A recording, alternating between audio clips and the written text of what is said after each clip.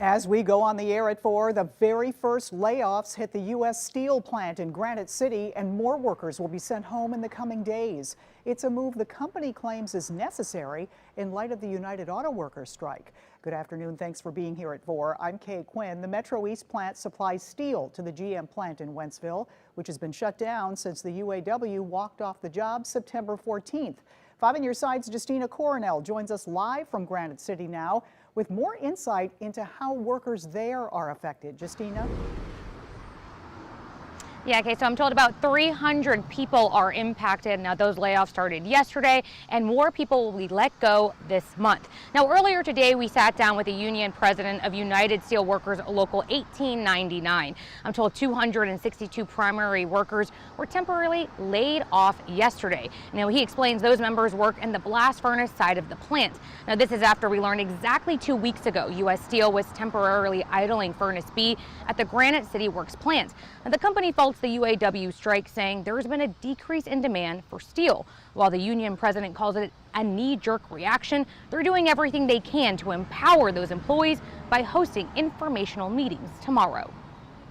We walk through the contract language on the supplemental benefits that afforded to them. Insurance benefits, some are going to wind up losing insurance pretty much immediately, some of our new employees. Our job is just to supply them with enough information that we can help them get up through here and get them through the hump until we can get this fired back up and get them back to work. Now, I also reached out to the company and they say they don't have any major updates for us at this time. They believe layoffs could last less than 6 months. Reporting live, Justina Coronel, 5 on your side. Right now, police are looking for the driver who hit a man in South St. Louis. It happened around 1 this morning. Investigators say the man was crossing Gravois, but wasn't in one of the marked crosswalks. When he was near the middle of the road, a red pickup truck hit him. The driver took off, and the man was taken to a nearby hospital where he died. Police haven't shared the victim's name yet, and they're still looking for that driver. New information now about a truck crash that led to a chemical spill on Route 40 in Effingham County in Illinois Friday night. Investigators say they believe the crash was triggered by a car trying to pass the chemical truck. That crash caused the truck to overturn and start leaking ammonia. 5 people were killed, including a 7-year-old and a 10-year-old. 3 of the victims are from Beecher City, Illinois. 1 is from New Haven, Missouri. The other is from Ohio. Many others were injured in that crash. Expect MetroLink to look a little different these days. Metro testing out new single-car service. Metro leaders say there are some benefits to having only 1 car. It's easier for security to patrol, allows for more efficient service, and cuts down on machine wear and tear. Be sure to watch your step, though. The train will pull to the end of the platform for boarding. Well, the calendar says fall, but one thing that's not falling, the temperatures. Chief Meteorologist Scott Connell here with the Weather First forecast.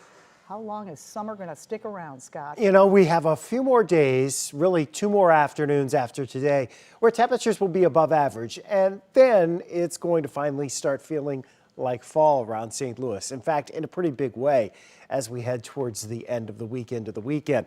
Right now, Wally the Wasp out there from our St. Charles camera looking out on 70. Skies are almost clear. A couple of little small cumulus clouds out there. That's about it. As soon as the sun goes down just a little more, they'll go away. Temperatures are in the mid-80s around the St. Louis area this afternoon, 86 degrees in St. Louis. A little bit of a breeze looking over in Belleville, nearly a clear sky there as well.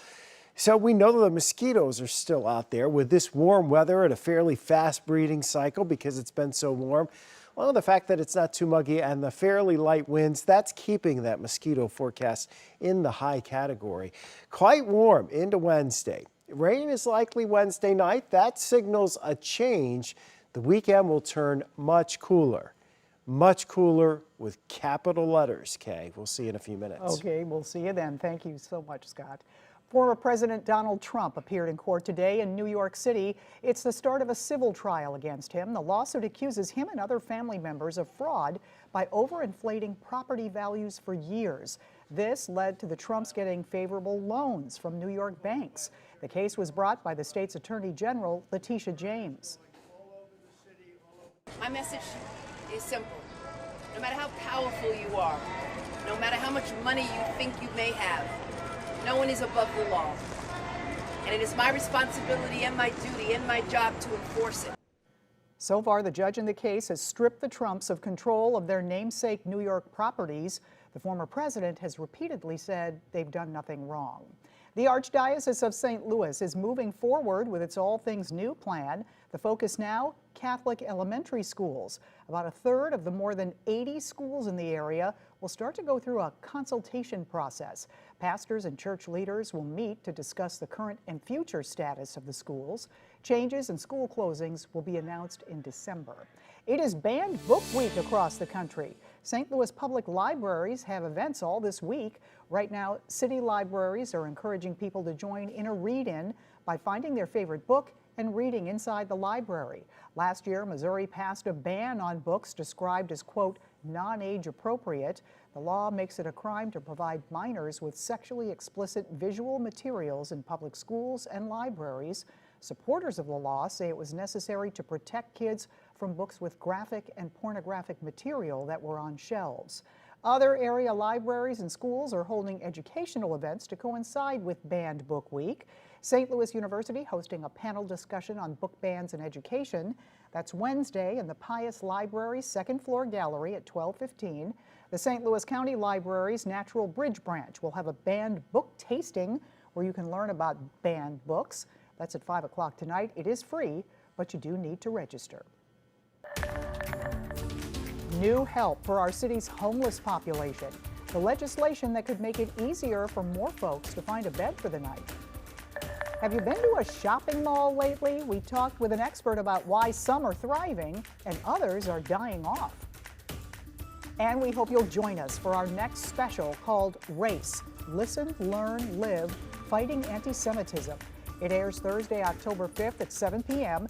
It's sponsored by the St. Louis Kaplan Feldman Holocaust Museum. A Holocaust survivor shares her story, and you'll hear about the local efforts to fight anti-Semitism. Plus, Mike Bush moderates a panel discussion.